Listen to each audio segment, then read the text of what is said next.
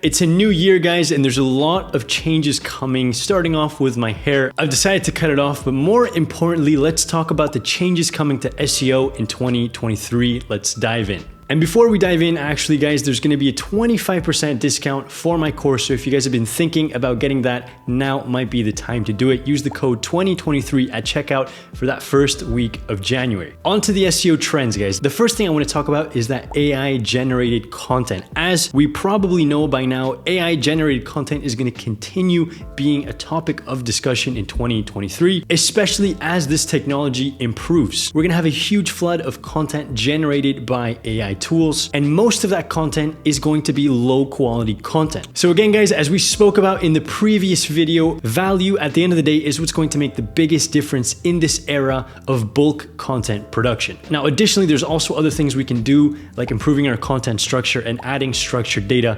More on that in a bit. Now, it's also going to be super interesting to see how Google plays catch up to this developing technology that will eventually sound more and more human. I'm sure there's going to be a lot more videos coming out about this topic later on in the year. Now, if you guys want to learn more about that AI content situation, then click on this video right here. Now, with that expected flood of new content that's coming with these AI content generation tools, authority inside of SEO is going to be as important as ever. The reason for that is that Google is going to need to find things to differentiate all of this content that's going to be produced. So even though Google's John Mueller keeps saying that they're trying to lower the importance of backlinks in the SERPs, I still think that getting high quality backlinks is one of the main things that's going to make your content stand out in 2023. Now, what about topical authority, right? This is obviously an important topic that we need to talk about. That question of how well are we covering that niche? How well are we covering our topic in terms of content production? Are we demonstrating to Google that we have the knowledge to talk about all the different subtopics in our niche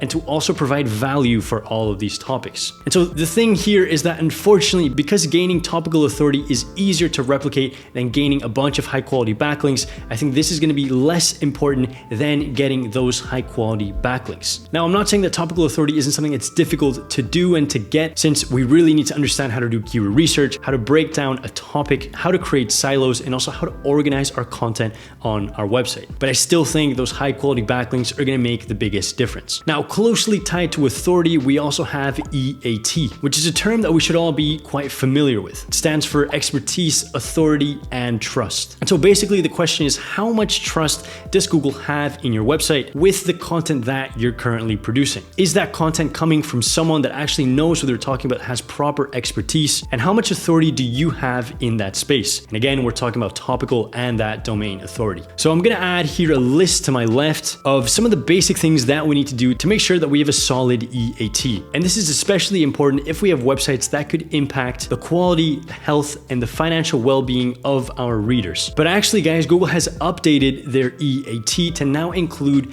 an extra E. So now it's EAT, and that extra E stands for experience. And so what this means is that the quality of the content can now be evaluated through the understanding of that content creator's firsthand experience on that topic. And so this is actually super interesting because I'm sure you guys have read content on affiliate websites where someone's reviewing a product where they clearly have no experience, and that review doesn't really make a lot of sense. And so now more than ever, guys, it's important to work with experts to create the content on your website. This is especially important as we see these AI content generation tools developing. We need to make sure that we have an expert that understands all the content that is being produced. Additionally, guys, we do need to make sure that we're adding all that experience that that person has, that expert that we're working with. Make sure we're adding it on our website, maybe in the about page, and definitely include it in their author bio, and make sure to connect their author bio to any piece of content that they're writing or that they're connected to. This is something that Healthline does extremely well, so I highly recommend you guys check out their website. And now, guys, just as a last thing here, the SERP is going to continue to migrate, right? That list